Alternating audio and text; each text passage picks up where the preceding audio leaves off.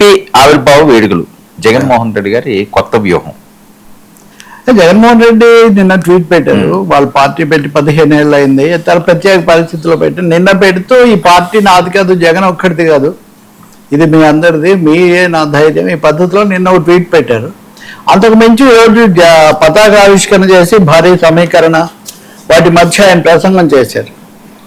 ఈ ప్రసంగం వీటన్నిటిలో కూడా ఒకటేమో గట్టిగా నిలబడ్డాం, ముందుకు పోతాం అనే దాంతో పాటు ఉంది. అదేనా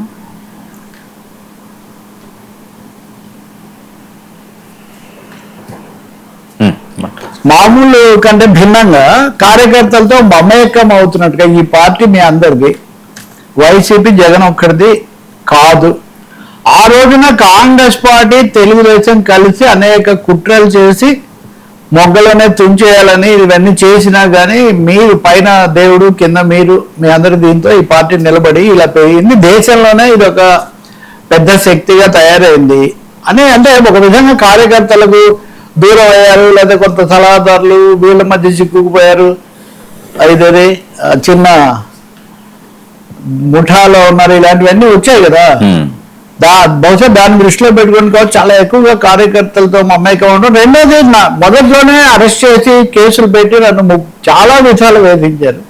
ఇవన్నీ అయినా కానీ నిలబడ్డాము. ఇదంతా ఎందుకోసం అంటే నేను పావురాలగుట్ట అంటే రాజశేఖర రెడ్డి గారు అక్కడ హెలికాప్టర్ ప్రమాదం అది అయిన తర్వాత సంతాప సభలో మాట్లాడుతూ అందరినీ వచ్చి పరామర్శిస్తాను నేను చనిపోయిన వాళ్ళ కుటుంబాలని చెప్పారు కదా. ఇక తర్వాత ఒక దశలో అయితే సోనియా గాంధీ పిలిపించి వాళ్ళందరినీ ఒక చోటికి చేయించి మనం పార్టీ తరఫున సహాయం చేయొచ్చు కదా అంటే, లేదు అక్కడ మాట ఇచ్చాను దానికే నేను వెళ్తానని. ఆ ఓదార్పు యాత్ర అన్నది అప్పుడు ఇంకా దానికి ఒక పర్యాయ పదంలాగా ఒక విధంగా కొంత రాజకీయ వ్యాఖ్యలకు కూడా దారితీసింది. సో పావురాల గుట్టలో ఇచ్చినటువంటి మాట ఇక్కడ దాకా 15 ఏళ్ళు నన్ను నడిపిస్తుంది.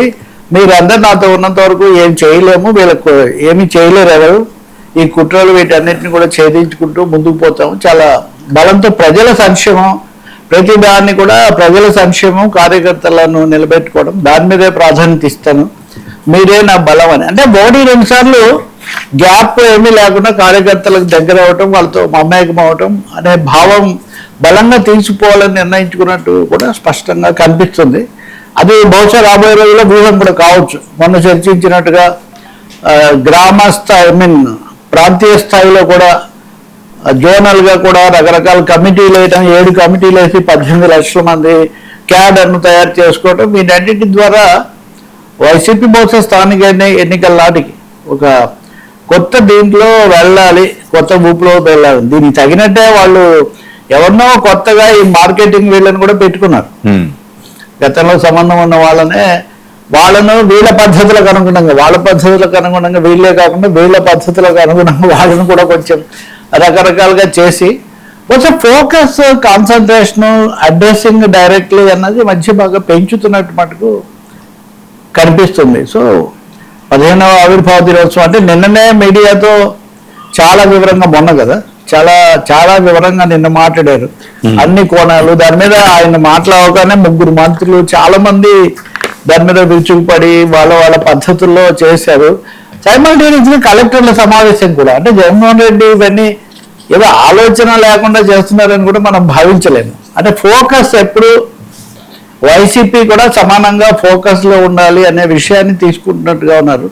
ఇక్కడ తీసుకున్నదే కాకుండా ఢిల్లీలో కూడా స్పీకర్ మీద అవిశ్వాస తీర్మానాన్ని వ్యతిరేకించారు.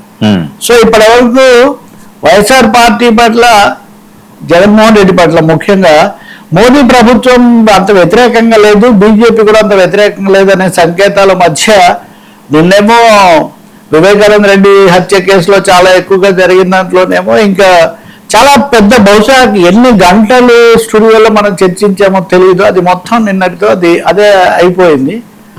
స్పీకర్ దాంట్లోనేమో అసలు తీర్మానం తేవటం వ్యతిరేకం సరికాదు అది ఊరికే బలపరచడం కాదు, ఏదో తటస్థంగా ఊరుకోవటం కాదు, ప్రతిపక్షాలను ఖచ్చితంగా వ్యతిరేకించి మేము బీజేపీతో మోదీ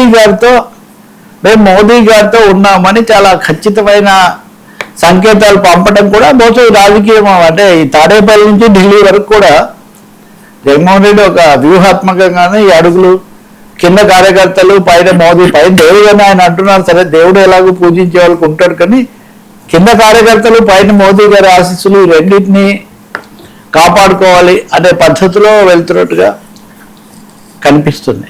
సార్, చాలా ఆశ్చర్యంగా ఇదివరకు ఆయనతో కలిసి బాగా పనిచేసి ఆయన చాలా విపరీతంగా పొగిడిన వాళ్ళలో ఒకరే నిన్న విపరీతంగా, బహుశా ఏ తెలుగుదేశం నాయకుడు విమర్శించారంత, నేను పేర్లు తీయడం నాకు ఇష్టం లేదు, కానీ అప్పుడు ఏ విషయాలు అయితే వాళ్ళు సమర్థించారో ఇప్పుడు ఆ నాయకులే ఆ స్థాయిలో విమర్శించడం చూస్తుంటే అది కూడా కొంచెం ఆశ్చర్యం అవుతుంది. మన రాజకీయాల్లో అటు ఇటు ఎలా వీళ్ళు విన్యాసాలు చేస్తుంటారని చూడాలి. ఇంకా జగన్ 2.0 బహుశా ఆవిర్భావ దినోత్సవం నుంచి ఇది నడిచే కథ ఇది ఎలా ఉంటుందో, దానికి తగినట్టే సమస్యలు కూడా ఎక్కువగా వస్తున్నాయి కాబట్టి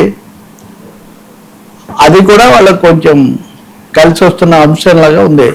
నేను చూస్తే 2 పేజీలు మాట్లాడింది స్క్రిప్ట్లో వేస్తే, ఇంకా మామూలుగా అయితే అనేక గంటలు.